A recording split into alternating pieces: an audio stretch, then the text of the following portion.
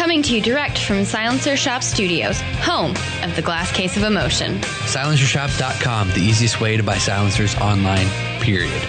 Stand by for education, enlightenment, enjoyment, and entertainment. He's not here to talk about your feelings. He's not here to say what you want to hear. He's here to say what needs to be said.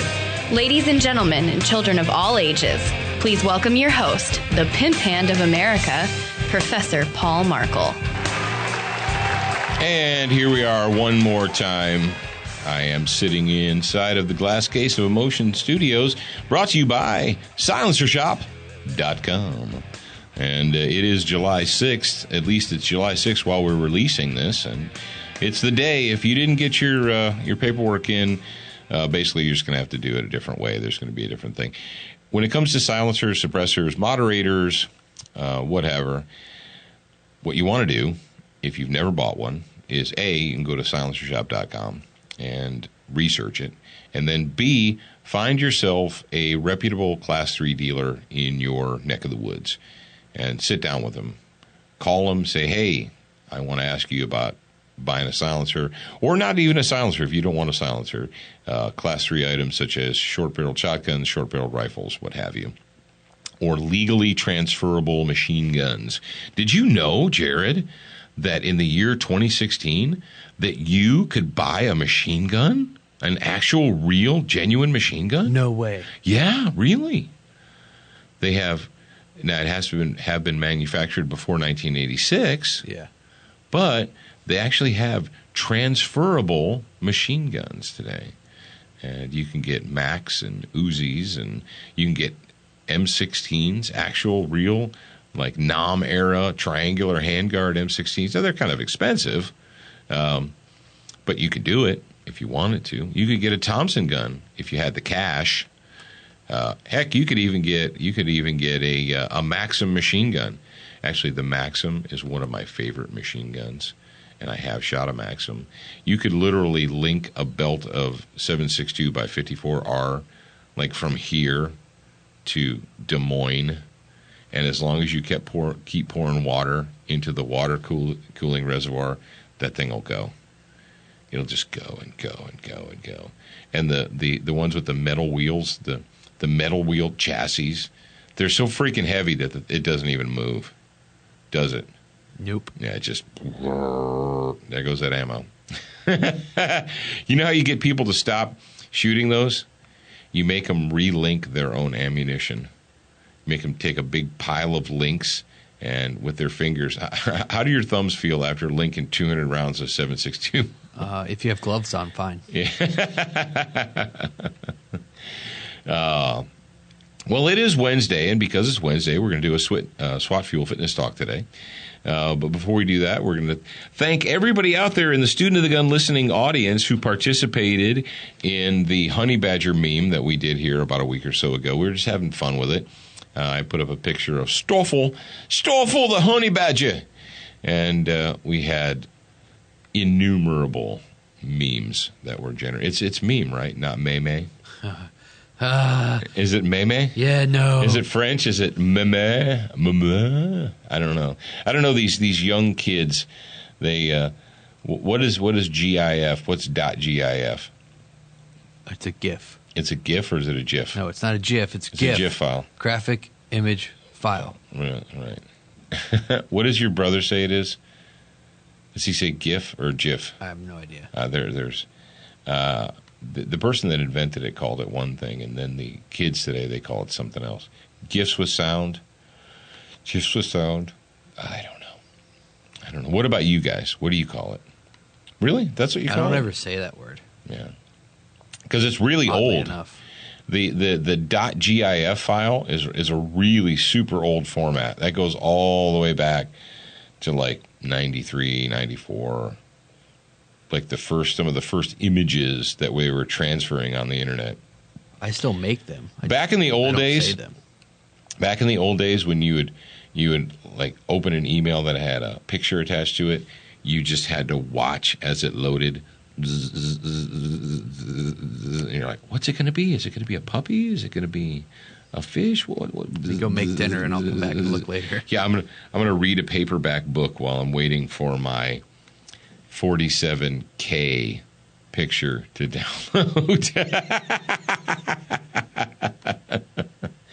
You don't know the struggle. You don't know the struggle if you didn't have to watch your photos, watch them as they loaded onto the screen in 1997, 98. Yeah, you don't know the struggle. Was the struggle real? The struggle was real. It absolutely was.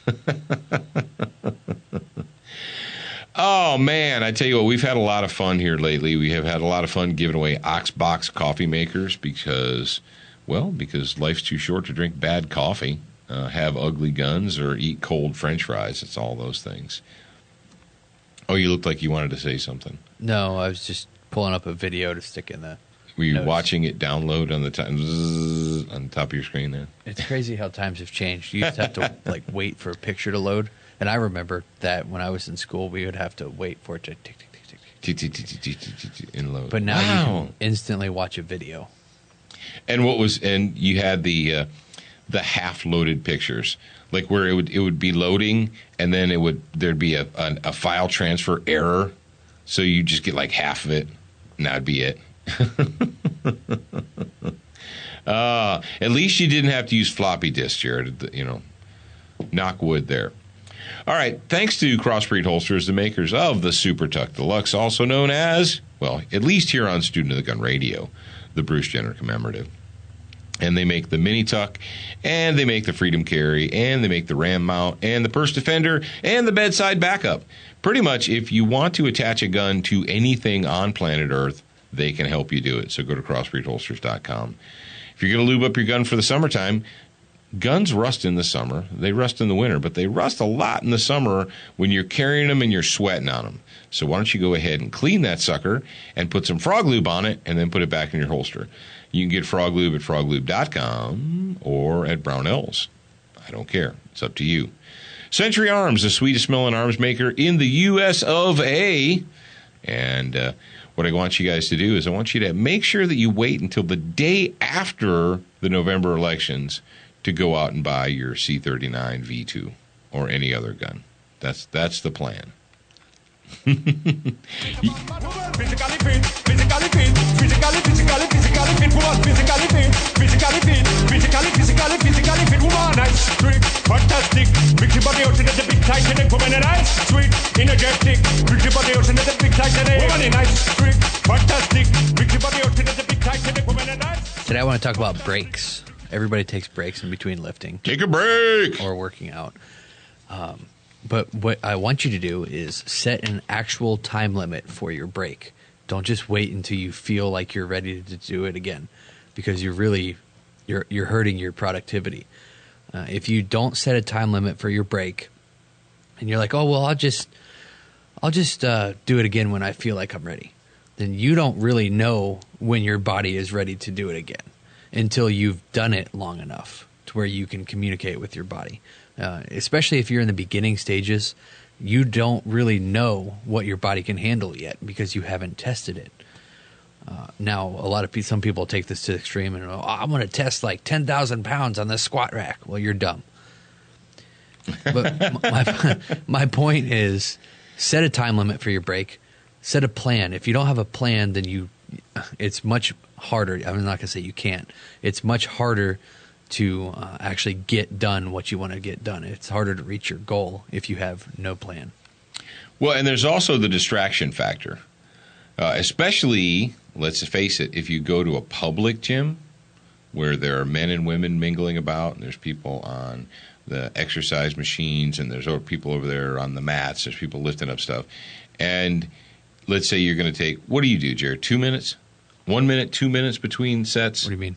No, like about between 30 exercise. 30 seconds. 30 seconds. That's it, 30 seconds? If I'm doing kettlebells, I'll do like a 5 to 10 minute routine, and then I'll take 2 to 3 minutes off. 2 to 3 minutes off. Depends on what routine I'm doing. So you tell yourself, like, I'm going to take 2-3 minutes off, and then you wander, and you get distracted, and it's 10 minutes later. And that is something that you kind of like, it messes up your routine or breaks your chi. It breaks your rhythm. Now, I do circuit training, and I don't know if this counts. What I'll do is I'll do a physical exercise. I will lift, whether it's a seated bench or whatever. And then I'll go over to the treadmill, and I'll do 5 minutes on the treadmill. And then I'll get off, and I'll go do another lift, and then run, lift, run, lift. And I don't always run. Sometimes it's just fast walk. Like I'll go and I'll fast walk, get off, do an exercise, fast walk, get off, do an exercise. So by the time I'm done, I've done, let's say, 5, 6, 7 sets of exercises.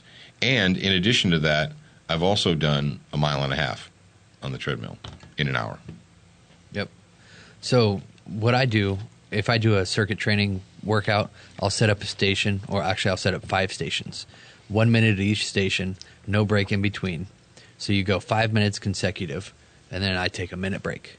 5 minutes, 1 minute, 5 minutes, 1 minute. And you can do that by 20 minutes. By the time you get 20 minutes into the workout, you're going to be dead. It's funny when we got that medicine ball, and people are like, "Oh, this is like super light."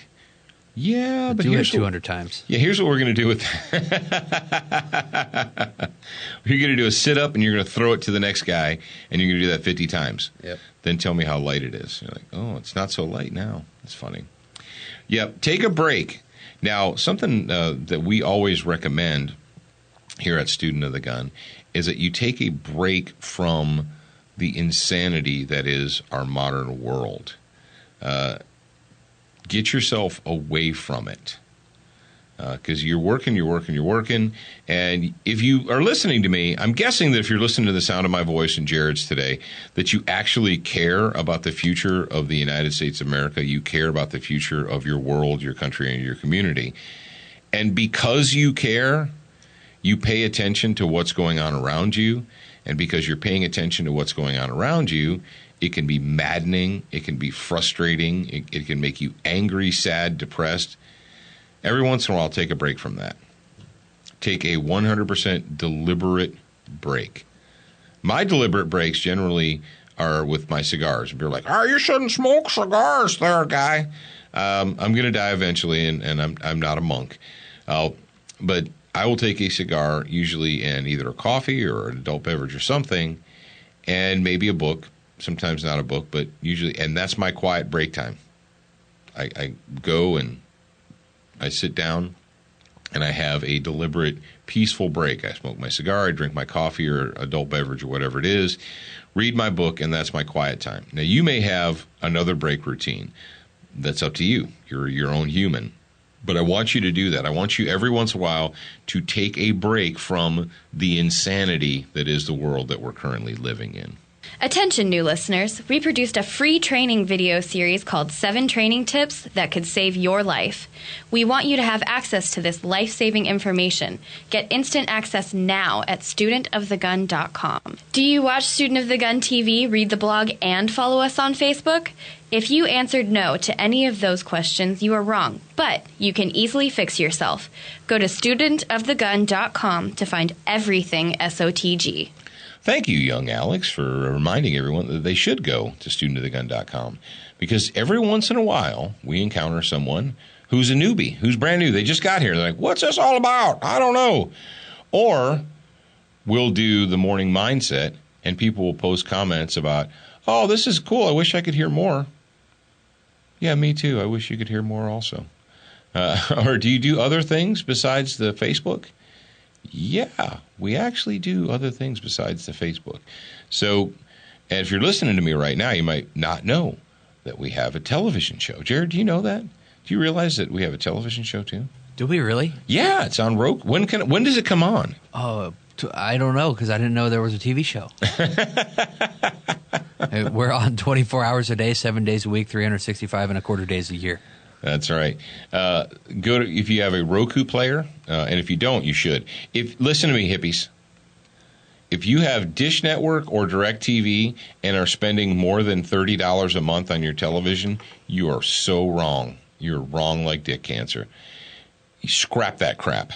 Call up DirecTV, call up Dish Network, and say, "Sorry, thanks, bye. Come get your dish." Take the $127 that you were spending every single month on Dish or Direct and spend it on ammo for training. And then take part of that cash, go to your favorite store, Walmart or wherever. You can go online, do it at Amazon, and order a Roku player. Or if you're an Amazon Prime member, do Amazon Fire TV. Or if you're an Apple geek, I know you're an Apple geek, they have an Apple player. You spend it one time, Roku player, set it up. If you can't figure it out, get a 14-year-old to do it for you.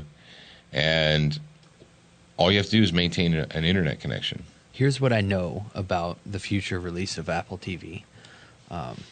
They have an update coming out, or maybe it already hit, that is going to enable you to have, it's basically a one-time login. And that one login will let you log into all of the participating online TV apps. So like if you have HBO Go, if you have Netflix, if you have, what else is there? Student Hulu. of the Gun TV. Oh, yeah. Well, you don't have to log in for that. So if you have HBO Go, you have Netflix, you have Hulu, you have one login for, and it'll let you into all three of those. You won't Anything have to, you have to subscribe to. Yeah, you won't have to type in your password every single time because, it's a pain in the butt. I thought that was pretty cool. Well, they absolutely need to do that. And in addition to that, we're going to be able to notify you via the Apple TV box that we have new content or when we have new content. Woo! It'll give you a little ping and let you know. Yep. That is very righteous. That's very righteous. All right, kids. We issued you last week. We issued you an ammo can challenge, an empty ammo can. You go and you buy an empty ammo can, and your challenge is to fill that sucker all the way up to the top by September 1st. And one of the ways you can do that is you go to brownells.com and order some ammo there. Or you can get it wherever, but if you go to Brownells and if you sign up for their newsletter, you can get special deals and discounts when they're having them. And, of course, when you're at Brownells, you can buy Duracoat. And why would that be? Well, because life is too short to have an ugly gun, and Duracoat can help you with that. All right, the next story I have here is this is just how inept and insane our world is today.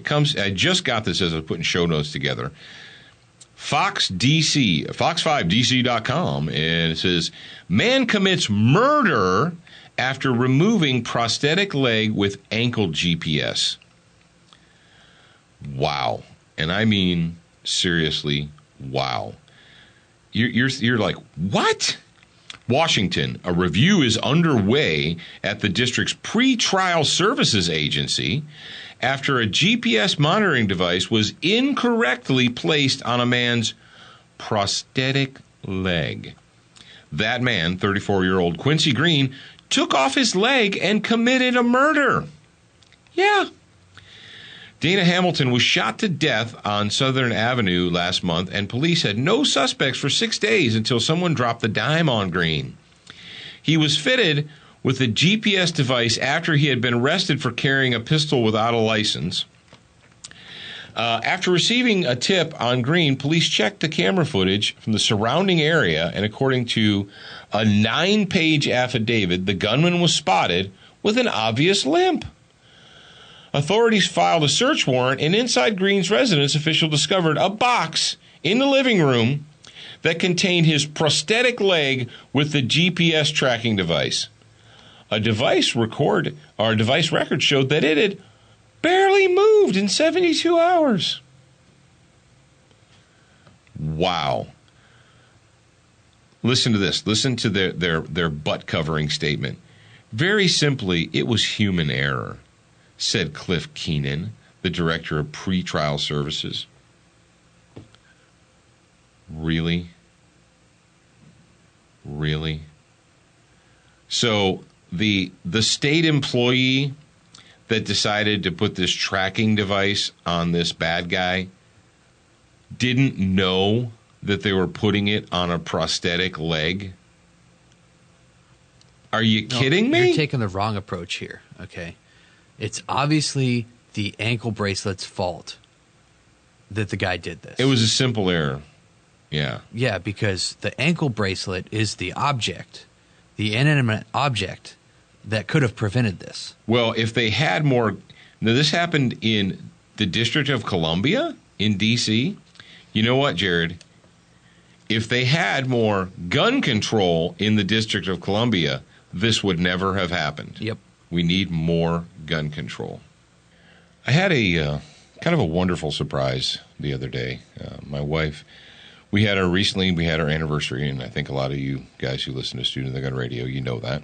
We had our anniversary, and then we had Father's Day, and before that there was my birthday, and it was kind of just like a big whirlwind compilation of gifts and celebrations and what have you. But on Father's Day, I got a nice card from my wife and a couple of little trinkets and so forth. And she said, "But your real present hasn't arrived yet. I was hoping it would be here, but hasn't got here. But I think you'll like it." I said, "Well, thank you. I appreciate that." And a few days went by, and she said it came yesterday. She handed me a priority mail, one of those cardboard priority mail envelopes, and it was really heavy. And I thought, what would be like real heavy in this? So I opened it up, I pulled it out, and there was a certificate that said the numbered piece of steel that is listed below, or the number below, was taken from the aircraft carrier USS Forrestal. And what she had done is she went online, and many of you know if you've listened to us for a long time. If you haven't, well, guess what? You're about to learn something. Many moons ago, when I became a United States Marine, I spent 2 years on board the aircraft carrier, the USS Forrestal, which was the first post-World War II supercarrier. It was the first supercarrier on planet Earth. And I spent 2 years as a member of the Marine Detachment, and then I moved on and went to the 6th Marines and so on and so forth. But the Forrestal was decommissioned back in 1993, and it had been sitting in mothballs for a long time. And eventually your wonderful government, and you'd think that if you had an object like a supercarrier, like the Forrestal, that was the first ever, literally, no kidding. Now, if you know anything about history, we had a lot of aircraft carriers in World War II. They had what they called pocket carriers, the ones that they built really quick. But things changed in the jet era. You know, when we fought World War II, we primarily fought World War II with prop planes, with turboprop airplanes. And then after World War II ended, we had a whole bunch of aircraft carriers, and so they modified them and they changed them and so forth. But we got to the point where we were launching big, heavy jet fighter aircraft. And the Navy said, well, the old carriers, the World War II style aircraft carrier, they're not going to work for these jet aircraft. We need to redesign it. And so they came up with the slanted deck, or the tilted deck, or whatever you want to call it. So basically you have two flight decks. You have one flight deck that shoots off the front, and then you have another flight deck that shoots off of the what would be the port side of the aircraft carrier. Well, the USS Forrestal, and you say, why did they call it the Forrestal? What does that even mean? I never heard that. James V. Forrestal was the Secretary of the Navy during World War II. My grandfather, I saw his honorable discharge. He has an honorable discharge, and he got a letter from the Secretary of the Navy congratulating him and thanking him for his service, and it was signed by James V. Forrestal, Secretary of the Navy. And so that is why the USS Forrestal received its name. It was in service during, obviously, the entire Cold War. Maybe not obviously, but it was during the entire Cold War. 60s, 70s, 80s, and it was, like I said, it was decommissioned in 1993. And the United States government, under Comrade Barry Hussein, decided that something like that, the first supercarrier to grace the oceans of planet Earth, wasn't worth saving, so they sold it for scrap metal. And fortunately, a company understanding the significance of, and the historical significance of that ship, they decided to make available to the public pieces, and the piece of steel that I have is inscribed, and it says, USS Forrestal. It has a serial number on it. I got a certificate and so forth. So, quite frankly, it choked me up, ladies and gentlemen. It did. That she was able to do something like that. Because when I heard it was going to be scrapped, I thought, man, wouldn't it be great if someone took pieces of the Forrestal and made commemorative knives or something like that out of them. But so I have that, and I just wanted to share that with you. We got a news story. It's kind of a news story. It comes from Homeland Security Wire, and was shared with us by one of our students of the gun, one of our friends via the internet. And it's datelined. It was published on 23 June 2016, and the title is integrating military civilian trauma care systems could prevent up to 20% of U.S. trauma deaths. Well, you have my curiosity piqued here there, buddy. All right, let's go ahead and dive into this. Like I said, it comes from Homeland Security News Wire. The leading cause of death for Americans under age of 46 is trauma, a disabling or life-threatening physical injury that results from an event such as a motor vehicle crash, Why'd they have to do that, Jared? Why did they have to put gun violence? It's the destruction of the language. How about a gunshot or a stabbing or a fall? In 2013, trauma cost approximately $67 billion in medical care expenses and loss of productivity. Of the 147,790 U.S. trauma deaths in 2014, as many as 20%, or about 30,000, may have been preventable after the injury with optimal trauma care. Are you blown away by this, Jared? Is this crazy news to you? Are you just like, what? I know. I can't believe it. It's insane. I was reading. You got more to say on this? Yeah, well, it says mass casualty incidents and increasing foreign and domestic threats to Homeland Security lend urgency to the translation of wartime lessons to civilian trauma systems, says a new report.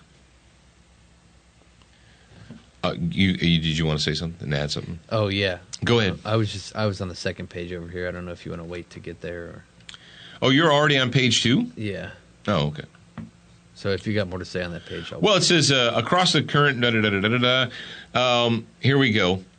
It says, I want to talk about the report. Across the current military and civilian trauma care systems, the quality of trauma care varies greatly depending on when and where an individual is injured, placing lives unnecessarily at risk, says a new report from the National Academies of Sciences, Engineering, and Medicine. Mass casualty incidents and increasing we already said that. The NAS says that the White House should lead the integration of military and civilian trauma care to establish national trauma care system and set an aim towards 0 preventable deaths after injury. Wow. Go ahead, Jared. Say what you're going to say on page 2 there. I was just saying that it says here the NAS says that given the military's success in reducing trauma deaths after injury, the civilian sector stands to reap tremendous benefits if best practices can be reliably adapted from the military. So basically, this is old news for us because we've been pushing our Beyond the Band-Aid class for a while now, and that is the TCCC program, which is military practice. Yeah, I mean, that's what... Dude, this is insane. I like it and I appreciate it, but it's like, wow, welcome to the party, man. If you guys have ever wondered out there, you're like, why does it take so long for things to get done? Because the government just moves so slowly. If you could spend a day in my shoes or our shoes, we've talked about this before, but you may be new, so I'm going to go ahead and tell you now. We have been promoting the use of tourniquets and traumatic medicine care for literally years.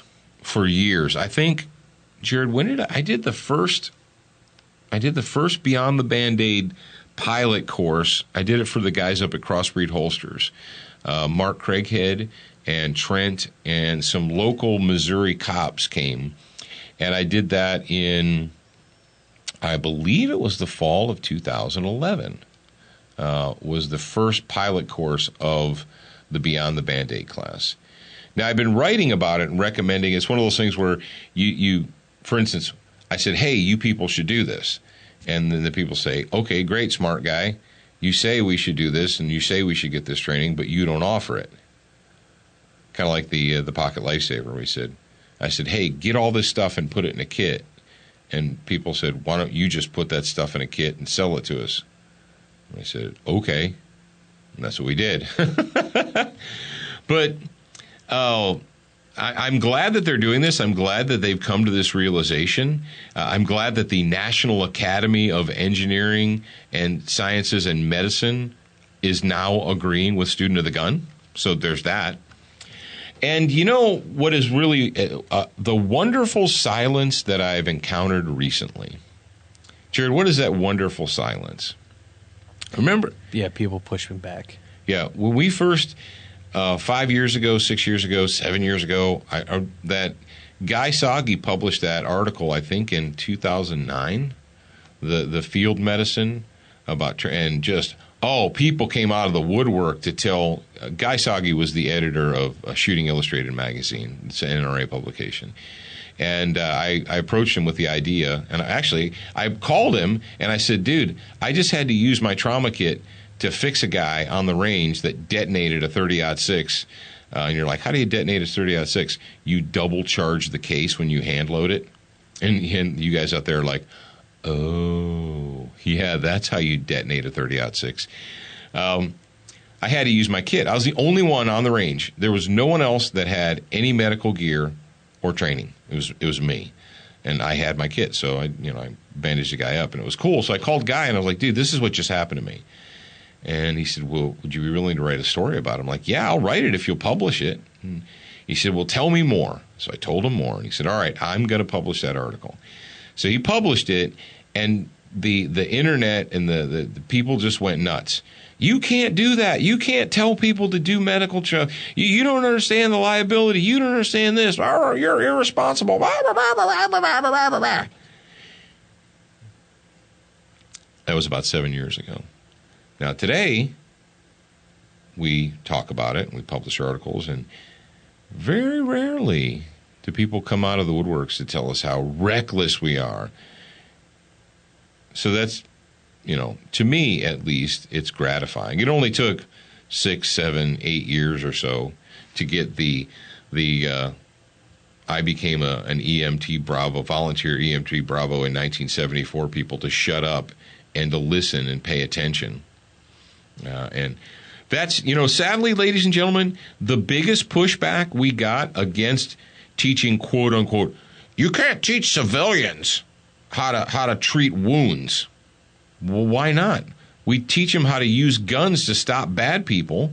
Oh, that's completely and totally different. It's totally different. You just can't teach civilians how to use pressure dressings and tourniquets and stuff like that. It's just reckless. But you don't have a problem with people carrying around like blasters and shooting people in parking lots and grocery stores and movie theaters. Well, that's the Second Amendment right. Okay. Jared, should I put the tourniquet saves Philadelphia police officers' life? Should I put that in the show notes? Sure. I think I should. If you can.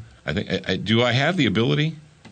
Am I an American? I was just thinking that going back to the kits, the Pocket Lifesaver kits, some people question what we put in the kits. And what I'm going to tell you guys is there is a specific reason behind every single thing in that kit. And the information that we get about the objects put into the kit are from people that have either actually been there and done that, including Dad. And it's insane that people are like, oh, well, that thing doesn't work, and this person said this, and blah, blah, blah. And I'm like, well, there's a report it's either out now or it's coming out very soon that's going to verify the main piece of the Pocket Lifesaver kit. You don't want to say what it is? No, I don't want. Okay. All right. It'll just, people will know when the study comes out. And it is by a credible source, because somebody that I was talking to, they're like, oh, an unknown report credited to an unknown source. And I'm like, well, when this comes out and you see it, you'll feel like an idiot. Yeah, you're going to feel pretty stupid. Even the Department of Homeland Security got on board, and they came up with a program called Stop the Bleed.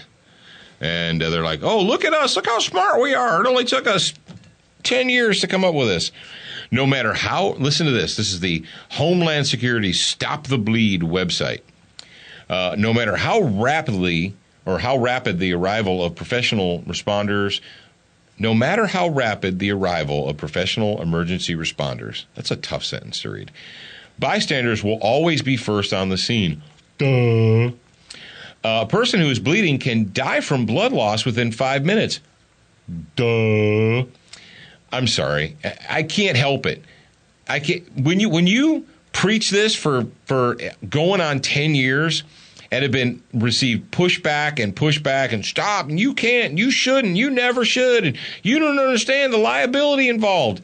And then they finally come on board like, well, did you know that if someone has a major hemorrhage, they could bleed to death in 5 minutes? Yeah, I kind of did know that because I've been saying that crap for years. But finally, now the sad thing is the information that they're using is about 10 years old. It's dated, but at least they use a picture of a cat tourniquet. It says if the bleeding doesn't stop, first use a compress. If the bleeding doesn't stop, place a tourniquet 2 to 3 inches closer to the torso from the bleeding. The tourniquet may... Okay. So, compress again. And just... Here's the deal. This is one of those. The government kind of almost got it there, but whatever. The fact of the matter is this: you can die. You can die from not just gunshots, not just knife wounds, not just bombs, but from rollover car crashes and so on and so forth. If you carry a gun for personal defense, you say, "I carry a gun because I understand that the good guys, the professional good guys, aren't going to be there when I need them to be." Rock on. Exactly. You're exactly right. Why do you carry a trauma kit? How can you carry a trauma kit? Well, number one, you should get some freaking training. Go to a class if you want to get training from us. Jared, how many classes do we have available? We've got 2 available right now. If you go to sotgu.com, just 5 letters. Go to sotgu.com and get yourself a seat in one of these. You will not regret it. I can guarantee that. Has anyone ever regretted it? No. No one's ever regretted it. And we've had people from all walks of life. We've had nurses. All professions. We've had nurses, pharmacists, EMTs, firemen, all take our class, and every single one of them has said, wow, I learned something. That's crazy, isn't it? PocketLifesaver.com is where you can go to pick up a Pocket Lifesaver, and we have several different varieties for you. There's reviews on all this stuff, on all the products. Yes. So you can just go read what other people have to say about it. You don't have to listen to it from That's us. right. Don't take our word for it. See what your peer group is saying about it. All right, ladies and gentlemen, that is the end of Wednesday's show. Thank you for being with us. We truly appreciate it. Tomorrow we're going to talk about a reporter that got burned by their own agenda. Oh, sweet irony. It's going to drip like honey tomorrow. Remember, kids, you're a beginner once, but you should indeed be what? A student for life. Bye now.